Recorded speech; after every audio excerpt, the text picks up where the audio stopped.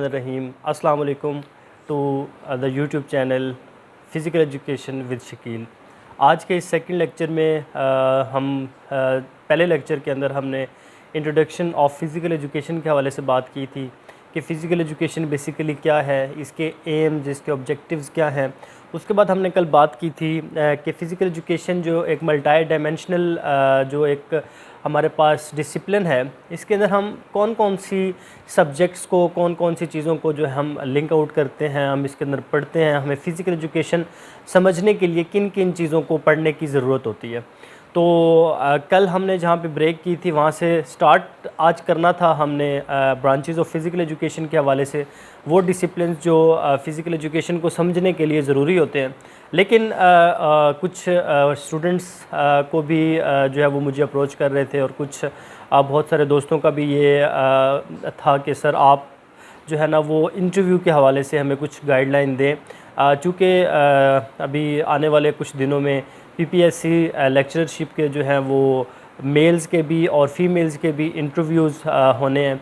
Secondly FPSC में जो है वो फ़िज़िकल ट्रेनिंग इंस्ट्रक्टर के जो फ़ीमेल्स के इंटरव्यूज़ हैं वो भी प्लान्ड हैं, तो वो भी आने वाले कुछ दिनों में होने हैं। तो स्टूडेंट्स की काफ़ी ये रिक्वेस्ट थी कि सर आप काइंडली जो है ना वो इंटरव्यू के हवाले से हमें थोड़ा गाइडलाइन कर दें। तो आज की ये जो हमारी ये क्लास होगी, ये एक स्पेशल क्लास होगी जस्ट फॉर इंटरव्यू और उन स्टूडेंट्स के लिए जो अपने आप को प्रिपेयर कर रहे हैं इंटरव्यू के हवाले से। तो आज हम इंशाल्लाह ताला जो है वो इंटरव्यू के हवाले से कुछ चीज़ें जो है वो डिटेल के साथ जो है वो एक्सप्लेन करेंगे। तो सबसे पहले इंटरव्यू बेसिकली होता क्या है, इंटरव्यू के अंदर क्या किया जाता है। As all we know, interview जो है वो एक तरह का आपका एक टेस्ट होता है जिसके अंदर आपको हर तरह से जो है वो जज किया जाता है, आपको एवेल्यूएट किया जाता है, आपकी स्किल्स को एवेल्यूएट किया जाता है, आपके नॉलेज को एवेल्यूएट किया जाता है और आपकी जो है वो बॉडी लैंग्वेज को, आपके उठने बैठने को, आपकी ईच एंड एवरी एस्पेक्ट को जो है वो इंटरव्यू के अंदर जो है वो जज किया जाता है। तो मैं आज इस इंटरव्यू के अंदर, इस क्लास के अंदर, इस लेक्चर के अंदर अपना इंटरव्यू का जो एक्सपीरियंस था उसको आप सबके साथ शेयर करूंगा और ये वीडियो यकीनी तौर पे आप तमाम जो एस्पायरेंट्स हैं भी लेक्चरशिप के या फ़िज़िकल ट्रेनिंग इंस्ट्रक्टर के या आने वाले किसी भी जगह पे आप अगर इंटरव्यू देने जाएंगे तो यकीनी तौर पे ये वीडियो आपके लिए बहुत ज़्यादा फ़ायदेमंद होगी। तो मेरी ये रिक्वेस्ट होगी आप सबसे कि आप इस पूरी वीडियो को एंड तक ज़रूर देखें, क्योंकि ये वीडियो आपके लिए इंशाल्लाह ताला बहुत ज़्यादा जो है वो फ़ायदेमंद होगी। तो इंटरव्यू के हवाले से सबसे पहले जो इंटरव्यू पैनल के सामने आप जाते हैं, मैं पीपीएससी का जो है वो रेफरेंस दूंगा कि जब आप पीपीएससी में इंटरव्यू के लिए जाते हैं तो वहाँ पे आपके सामने जो रिसेंट पास्ट में जो एक्सपीरियंस चल रहा है वो ये होता है कि 3 लोग बैठे होते हैं। एक वहाँ पे आपके चेयरमैन साहब होते हैं और 2 आपके सब्जेक्ट स्पेशलिस्ट होते हैं। जो चेयरमैन साहब होते हैं वो पंजाब पब्लिक सर्विस कमीशन के जो है वो नॉमिनेटेड पर्सन होते हैं और वो जो है वो अथॉरिटी होती है, वो हाई अथॉरिटी होती है।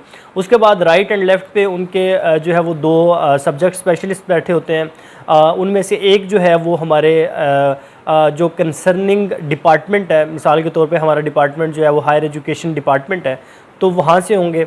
और सेकंड जो है वो पीपीएससी की रिक्वेस्ट पे आए हुए होते हैं, वो हमारे यूनिवर्सिटी साइड से होते हैं। तो ये कुछ इस तरह से जो है वो तरतीब बनती है कि सेंटर में आपका चेयरमैन साहब, उनके राइट साइड पे जो है वो हमारे कंसर्निंग डिपार्टमेंट के नुमाइंदे और उनके लेफ़्ट साइड पे पीपीएससी के जो बुलाए हुए होते हैं। तो ये 3 हमारे पास वहाँ पे होते हैं। तो उसमें सबसे पहले जो है वो चेयरमैन साहब जो होते हैं वो आपसे कहते हैं जी प्लीज़ इंट्रोड्यूस योरसेल्फ। तो आपको ये चाह रहे होते हैं कि आप अपने आप को अपना तारुफ़ करवाएं। तो तारुफ़ करवाना मतलब कुछ स्टूडेंट ये समझते हैं कि ऑलरेडी उनके पास हमारे डॉक्यूमेंट्स मौजूद हैं, हमारा सब कुछ, हमारा नाम, हमारे फादर नेम, हमारे ग्रेड्स, सभी कुछ मौजूद है, लेकिन फिर भी वो हमें जो है वो क्यों कह रहे हैं। बेसिकली अब इस पॉइंट पे आपने फोकस करना है कि इंट्रोडक्शन जो होता है आपका, जो आप अपना तारुफ़ करा रहे होते हैं, ये बेसिकली आपके पूरे इंटरव्यू की बेस होती है। ठीक है, on the base of your introduction जो इंटरव्यू लेने वाला है वो इस चीज़ का तयन कर लेता है कि आया मैंने इस एप्लीकेंट का, इस एस्पेरेंट का मैंने किस तरह जो है वो मैंने जो है वो इंटरव्यू करना है और किस डायरेक्शन में मैंने करना है। तो ये यहाँ से डायरेक्शन का तयन किया जाता है। अब स्टूडेंट्स के माइंड में डेफिनेटली क्वेश्चन आएगा कि डायरेक्शन का तयन किस तरह से हो जाता है। तो मैं उस हवाले से आपको गाइड करता हूँ कि सबसे पहले आपने अपना नाम बताना है और बड़े अच्छे और कॉन्फिडेंस के साथ अपने फादर का नेम बताना है। उसके बाद अपना वो एरिया बताना है जहाँ से आप बिलोंग करते हैं, ठीक है। थर्ड, फिर आपने जो है वो अपनी मास्टर डिग्री, अगर एमएस है या पीएचडी है, व्हाटएवर जो आपकी डिग्री है, आपने वहाँ से लोअर लेवल की तरफ आना है। मिसाल के तौर पे अगर मैं एमएस किया हुआ है तो मैं कहूँगा जी sir I have done my MS Sports Science Physical Education from this institution and I have done my MSc or MA Physical Education from this university and I have done my graduation from this university।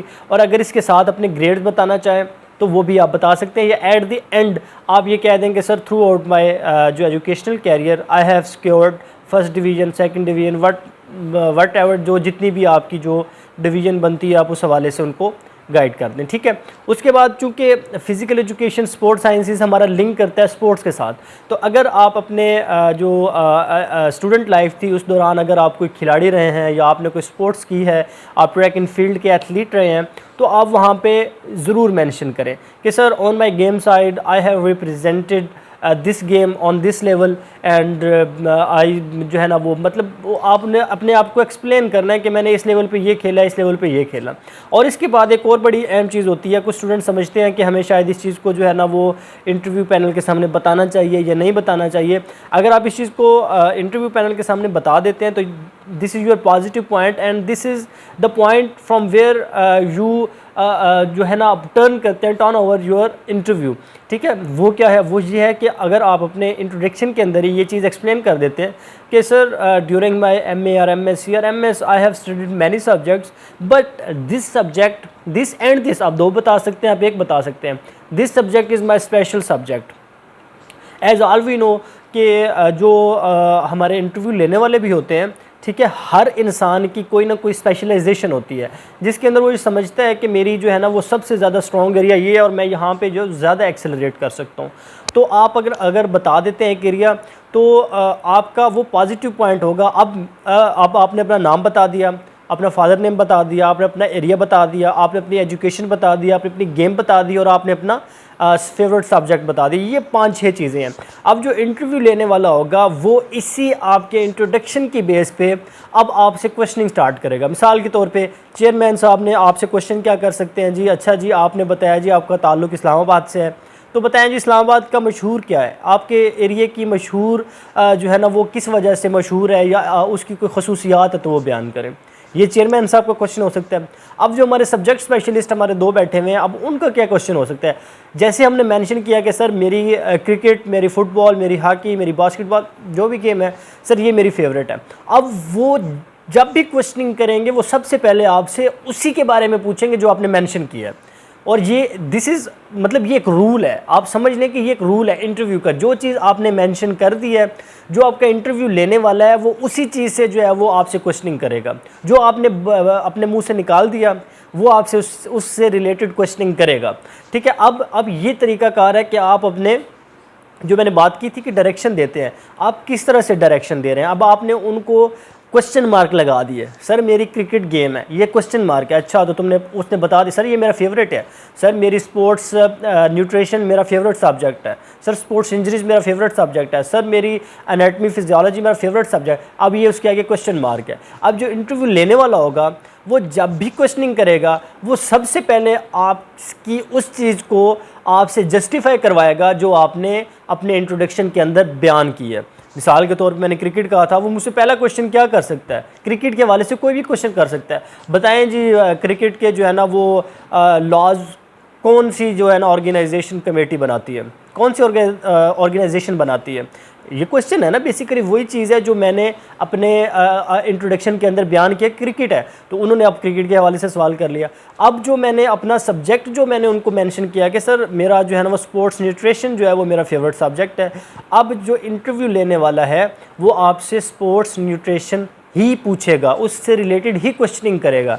अब मैं यहाँ पे एक बड़ा जो है ना वो की पॉइंट आप तमाम स्टूडेंट्स को, सुनने वालों को, व्यूवर्स को दूंगा। आपने बड़े गौर से इस बात को जो है वो सुनना और समझना है कि जब भी आप इंटरव्यू पैनल के सामने जाएं तो आपने जो भी चीज़ अपने मुंह से आप निकालेंगे, मतलब कोई भी चीज़ आप बोलेंगे, then you have to justify it, आपको उसको जस्टिफाई करना है। अगर आपने कह दिया कि मैं जी क्रिकेट का खिलाड़ी हूँ, तो फिर आपने उसको जस्टिफाई करना है। वो क्रिकेट के खिलाड़ी के रिलेटेड, आपकी गेम के रिलेटेड ईच एंड एवरी जो एस्पेक्ट है जहाँ से क्वेश्चन बन सकता है वो बनाएगा और आपसे क्वेश्चन करेगा, और आपने उसको आंसर करना है। तो आप उसको आंसर कैसे करेंगे? सब्जेक्ट का सिमिलरली इसी तरह होगा कि अगर आपने कह दिया कि ये मेरा फेवरेट सब्जेक्ट है, तो आपने फिर उसको जस्टिफाई करना है, और वो किसी भी तरह से उस सब्जेक्ट से ही क्वेश्चनिंग करेगा जो आपने बयान किया है। अब आप उसका आंसर कैसे करेंगे? आपने बयान तो कर दिया, अब उसका आंसर कैसे होगा? अब उसका आंसर ऐसे होगा कि आपको उसके लिए होमवर्क करना पड़ेगा, आपको उसके लिए बैकअप होना चाहिए। जब भी आप इंटरव्यू में जाएं, कोई भी चीज़ एक्सप्लेन करें, then you have a great backup. आपका एक स्ट्रॉन्ग बैकअप होना चाहिए आपकी बैक पे, जो आपको वहाँ पे जस्टिफाई करवाए। मिसाल के तौर पे मैंने कोई स्पोर्ट्स न्यूट्रिशन का अगर कहा, तो मेरे पास स्पोर्ट्स न्यूट्रिशन के रिलेटेड हर तरह से नॉलेज होना चाहिए, और मैं इस काबिल होना चाहिए हूँ कि मैं वहाँ पे स्पोर्ट्स न्यूट्रिशन के रिलेटेड कोई भी क्वेश्चनिंग हो तो मैं उसको आंसर कर सकूँ। आपने बात को पिक किया। तो इस तरह से आपने अपना एक स्ट्रॉन्ग बैकअप बना के रखना है उस चीज़ का जो आपने उनके सामने पेश कर देनी है। तो ये जो मैंने इंट्रोडक्शन पे इसलिए थोड़ा सा ज़ोर दिया, क्योंकि ये आपकी डायरेक्शन का तयन करता है कि जो है ना वो इंटरव्यू किस डायरेक्शन में जाएगा। अगर आप अपना इंट्रोडक्शन उनको बड़ा अच्छा स्ट्रांगली करा देते हैं, अपना सब्जेक्ट गेम बता देते हैं, तो वो फिर इसी के इर्द गिर्द ही रहेंगे, वो आपसे यहाँ से कहीं दाएँ बाएँ लेफ़्ट राइट कहीं नहीं जाएंगे। सॉरी।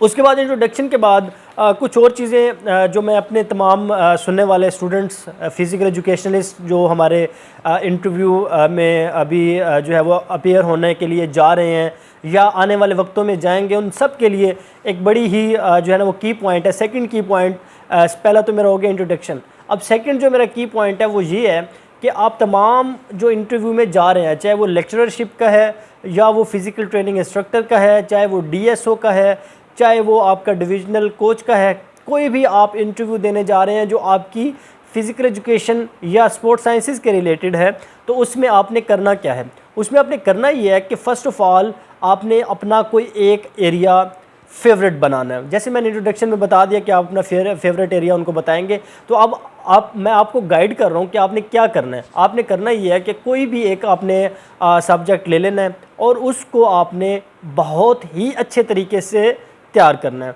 इतने अच्छे से तरीके से तैयार करना है कि अगर आपको उस सब्जेक्ट के रिलेटेड किसी भी किस्म का किसी भी तरह से क्वेश्चन किया जाए तो आप उसको आंसर कर सकें।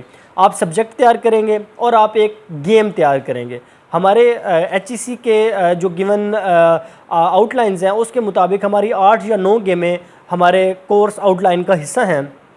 उन 8 या 9 गेमों में से कोई भी एक गेम आप लेके आप उसके अंदर अपनी स्पेशलाइजेशन कर सकते हैं, आप उसके अंदर जो है वो एक्सपर्ट हो सकते हैं। अब जब गेम की बात कर रहे हैं तो यहाँ पे मैं अब आप स्टूडेंट्स को जो है वो थोड़ा टेक्निकली चीज़ को समझाने की कोशिश करूँगा कि जब आप कोई गेम लेते हैं तो उसमें तो आप क्या सिर्फ मेजरमेंट्स याद करनी है, रूल्स एंड रेगुलेशन याद करने हैं, आपने सिर्फ उसकी हार्नो याद करनी है? नहीं, ऐसा नहीं होगा।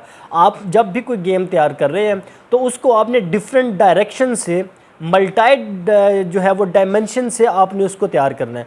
क्या मतलब हुआ मल्टाई डायमेंशनल का? मल्टाई डायमेंशनल का मतलब ये हुआ कि अगर मैं क्रिकेट तैयार कर रहा हूँ तो मुझे पता होना चाहिए कि मैं जब एक खिलाड़ी है, क्रिकेट का बैट्समैन है, तो उस खिलाड़ी की उस बैट्समैन की जो है वो साइकोलॉजिकल ग्रूमिंग किस तरह से करनी है, मुझे उसकी ट्रेनिंग किस तरह से करनी है, मुझे उसको साइकोलॉजिकली जो है वो किस तरह से करना है। मुझे ये पता होना चाहिए कि फिजियोलॉजिकल जब वो खेल रहा है तो क्या तब्दीलियाँ हो रही हैं, उस खिलाड़ी को कौन सी इंजरीज़ हो सकती हैं, उस खिलाड़ी को मैंने डाइट किस तरह से देनी है, उस खिलाड़ी को मैंने बायोमैकेनिकली एनालिसिस किस तरह से करना है। This is multi dimensional preparation of your game. जब आप इस तरह से अपनी गेम को तैयार करेंगे तो बिलीव मी, कोई भी क्वेश्चन करने वाला, इंटरव्यू लेने वाला कभी भी क्वेश्चन करेगा तो इन ही जो आपकी डायरेक्शंस होंगी इन्हीं में से क्वेश्चन करेगा।